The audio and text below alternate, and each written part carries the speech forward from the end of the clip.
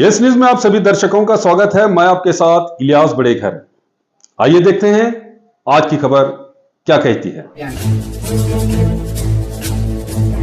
ವಿಜಯಪುರ ಜಿಲ್ಲೆಯ ಮುದ್ದೇಬಿಹಾಳ್ ಪೊಲೀಸ್ ಠಾಣಾ ವ್ಯಾಪ್ತಿಯ ಕೆದ್ದಲಮರಿ ಅನ್ನುವಂಥ ಒಂದು ಊರು ಇದು.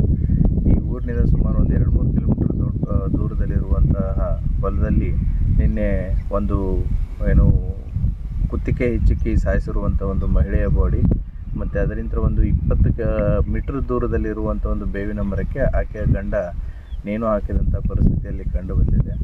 ಆತನ ಹೆಸರು ಸಿದ್ದಪ್ಪ ಅಂತಂತ ಹೇಳಿ, ಸುಮಾರು 30 ವರ್ಷ ವಯಸ್ಸು, ಮತ್ತು ಆಕೆ ಹೆಂಡತಿ ಹೆಸರು ಮೇಘ ಮತ್ತು ಮಂಗಮ್ಮ ಅಂತಲೂ ಕರೀತಾರೆ. ಅವಳಿಗೂ ಕೂಡ ಸುಮಾರು 26ರಿಂದ 28 ವರ್ಷ ವಯಸ್ಸು.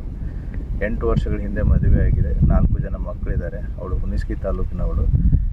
ಇದು ಸೀನ್ ಆಫ್ ಕ್ರೈಮು. ನಿನ್ನೆ ಸೋಕೋ ಆಫೀಸರ್ಸು ಮತ್ತು ಎಲ್ಲ ನಮ್ಮ ತನಿಖಾ ತಂಡ ಭೇಟಿ ಕೊಟ್ಟು ಪ್ರೊಸೀಜರ್ ಪ್ರಕಾರ ಎಲ್ಲವನ್ನು ಕಲೆಕ್ಟ್ ಮಾಡಿದೆ.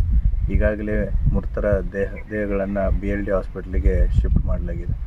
ಪೋಸ್ಟ್ಮಾರ್ಟಮ್ ರಿಪೋರ್ಟು ಕೂಡ ಪೋಸ್ಟ್ಮಾರ್ಟಮ್ ಮಾಡಿ ಬಾಡಿನ ಹ್ಯಾಂಡ್ ಓವರ್ ಮಾಡಲಾಗುವುದು. ಸೊ ಈ ಸಾವಿಗೆ ಕಾರಣ ಏನು ಅಂತಂತ ಹೇಳಿ ತನಿಖೆಯಲ್ಲಿ ನಮಗೆ ಗೊತ್ತಾಗುತ್ತೆ.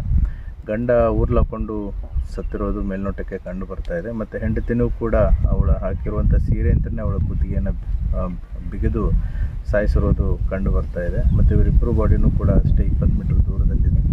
ಈ ಹಿನ್ನೆಲೆಯಲ್ಲಿ ಪ್ರಕರಣವನ್ನು ಅವರು ಕಂಪ್ಲೇಂಟ್ ಕೊಟ್ಟ ತಕ್ಷಣ ಪ್ರಕರಣವನ್ನು ದಾಖಲಿಸಿಕೊಂಡು ತನಿಖೆಯನ್ನು ಕೈಗೊಳ್ಳಲಾಗುವುದು.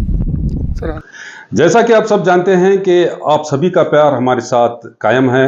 इसी तरह से हमारे इस चैनल को प्यार करते रहिए और हमारी सारी खबरों को लाइक, शेयर और सब्सक्राइब करना ना भूलिए। हमारा यही मकसद है कि आपको हर खबर जो है जैसा है वैसा ही आपको हम दिखाते रहेंगे।